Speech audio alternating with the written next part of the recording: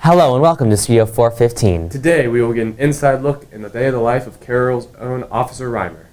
We'll show you how Powderpuff cheerleaders prepared for their homecoming pep session performances. And we'll introduce you to Carroll's own GayStraight Alliance. I hope you're ready. It's time to enter Studio 415.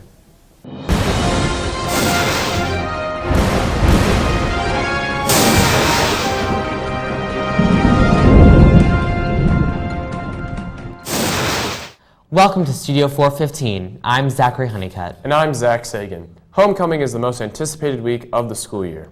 For our lead story, Studio 415 reporter Joseph Kruger spoke with the Powderpuff cheerleaders about the effort that goes into each performance. Every year during homecoming week, the staff and students come together in the field house to enjoy a friendly competition between the senior and junior Powderpuff teams. But what you didn't know is how much work and effort goes into each practice to making this possible.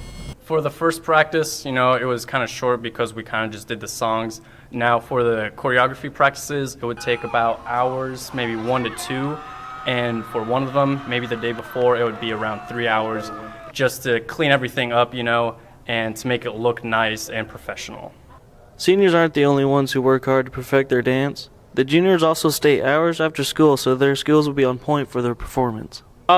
We stay after school till about 4:30 or 5 every day, getting ready for it, so that way we can be, awesome. Past Powderpuff teams have even been so good this year that they've even inspired students to try out for the next following year. Well, my sophomore year I watched them do it, and I saw that they were on Ellen, so I thought, this is pretty cool, so I might as well try it out, and I worked it. As a way to pump up students for the homecoming game, this year's Powderpuff has been considered another success. If you did not see the juniors and senior Powderpuff perform, you can watch them on Carroll High School TV Department YouTube channel. For Studio 415, I'm Joseph Kruger. Thanks, Joseph. This year there's a new club at CHS called the GayStraight Alliance, or the GSA. I had the chance to meet with some of the club members to find out what exactly the GSA is. The posters have been around since registration, but many still aren't sure what exactly the GSA is. The GSA is the GayStraight Alliance here at Carroll. The GSA meets every other Wednesday after school in Miss Cox's room, who is the supervisor of the club. The previous supervisor had retired, and so I offered to take over the club since I don't know if anybody else was willing to, but I was willing to. So, in past years, the GSA was known as the Mixing Pot, but club members decided to change the name. The club has numerous goals set for this semester, including becoming an activity club and raising awareness for the LGBT community. We want to eliminate people saying that's so gay as an adjective. The club also has plans to set aside a day in the spring to honor those of the LGBT members who have lost their lives. It's in April, and that's where we raise awareness about LGBT students who were bullied, so we silence our voices because they were silenced. The GayStraight Alliance is always looking for new members. Anyone interested is welcome.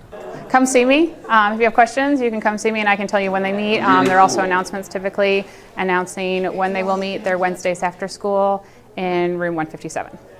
For Studio 415, I'm Zach Honeycutt. Up next, Studio 415 reporter Chad Griffith had the chance to meet with Officer Toby Reimer. He will give us an inside look into Reimer's daily duties as an officer here at Carroll High School. Officer Reimer has worked here at Carroll for 2 years, and he has a very unique and interesting job.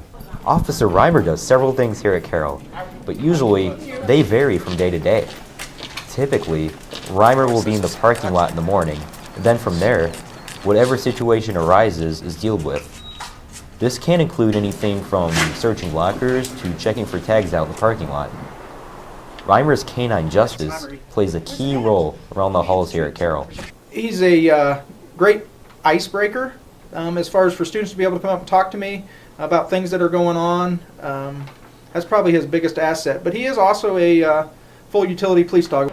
Although Justice is a full utility police dog, he is just like any other dog.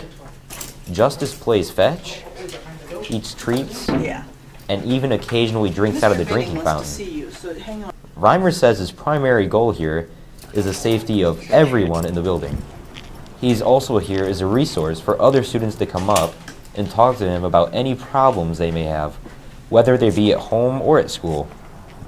Reimer says he feels like Carroll has a great student and staff body, and that he does not fear for his safety at all while working here during the day. just want to thank the staff and students because they're the first responders as far as safety goes. Students, they're the ones that are going to notice something that's out of place. Teachers are in their rooms, they're in the hallways, they're listening to things. Officer Reimer says he plans on working here at Carroll for several years to come. From Studio 415, this is Chad Griffith. Thanks for that report, Chad. Every year, the Neon Nation discovers new ways to get more students involved in the sporting events. Studio 415 reporter Nick Black has the details on the additions. Thanks, Zach. Neon Nation has a reputation around the region as being one of the best fan bases for high school sports. The Neon Nation Club is trying to help make that reputation grow. Here at Carroll High School, Neon Nation's been here for quite some time now, and they're trying to make this the most memorable year yet with the new changes that they're trying to do to Neon Nation. This year, the Neon Nation is trying new ideas to get students more pumped for the games this year, like the car smash for homecoming, and a very popular idea last year, like the silly string. Tailgating was really successful this year with having the car smash. We're really happy with the turnout.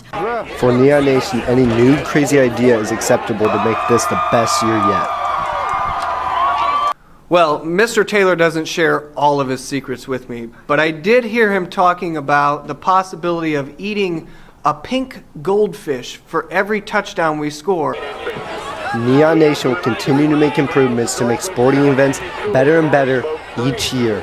We don't have any specific items yet that we've planned, but I think Student Council would be more than happy to help Neon Nation with tailgating in the future. I'm Nick Black, and this is Studio 415. Thanks, Nick. For our final story today, we send Studio 415 reporter Robbie Nyman to visit the CFC to see how they're adjusting to high school life. It can be overwhelming to learn where your classes are, new procedures, and make new friends. Robbie wanted to make sure they weren't overlooking a few fake rules that most freshmen don't know about. There are many new freshman faces here at Carroll High School, and many of them don't know the rules of the 1012 building. I thought I'd have a little fun to see if they knew some of the more lesser-known facts of CHS. Are you aware that all the gym uniforms are leftovers from the year before? They are. Yeah, they don't wash them either. Oh, goodness. Are you aware that all the freshman center food is leftovers from the day before of the 1012 building?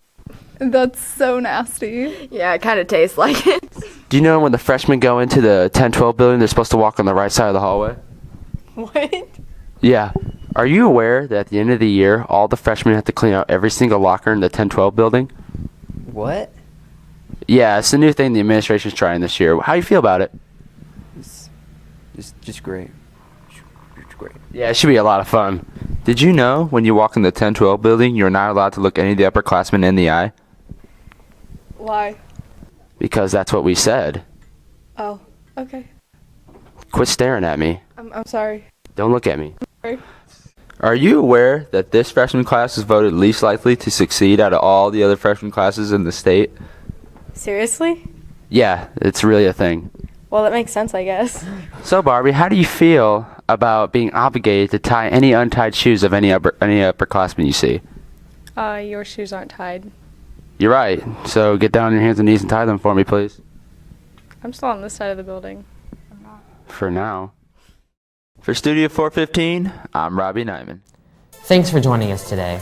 If you have any story ideas that you would like to see covered, mention them to any of the students in the credits or Mr. Johnston.